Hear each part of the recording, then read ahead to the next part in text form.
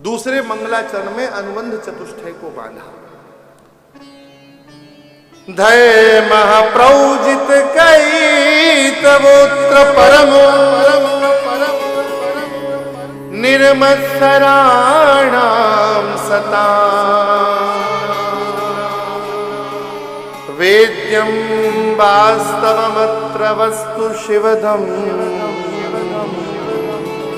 तापत्रयोन्मूलनम्।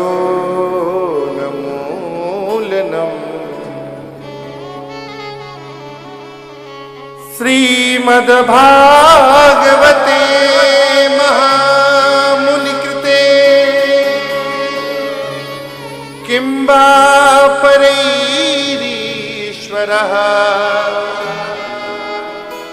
सद्यो हृद्यवरुध्यतेऽत्र कृतभिः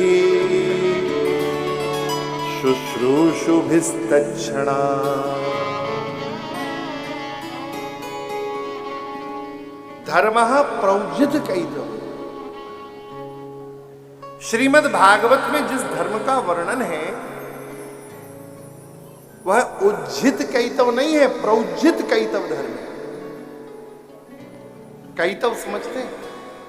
नहीं समझते? मान लीजिए ये घड़ी है, इस घड़ी को हम कुछ देर के लिए आपको दे दें कि हम आ रहे हैं और आप हमको फिर बाद में दे देना, और थोड़ी देर बाद हम आए और हम विचार करें कि अब आप हमको दोगे दोगे दोगे, तो मन से तो आप दो ही नहीं, और हम कहें कि भैया हमारी घड़ी दे दो, तो आप हमसे ऐसे कहो अच्छा क्या ये तुम्हारी है? किम तब क्या ये तुम्हारी है? इस प्रकार कपट पूर्वक व्यवहार करना कैतव कहते हैं। ऐसा कपटपूर्ण व्यवहार कैतव। और जिसके हृदय में कपट है वो भागवत का अधिकारी नहीं है। श्रीमद् भागवत का अधिकारी कौन है? जिसका हृदय निष्कपट है, जो सबका मंगल चाहता है, वो भागवत का अधिकारी है। थोड़ा ध्यान से सुनना। हमको हमारे दुख से दुख नहीं होता, लेकिन दूसरे का सुख हमें दुखी कर देता है। ऐसे लोग भागवत के अधिकारी नहीं हैं।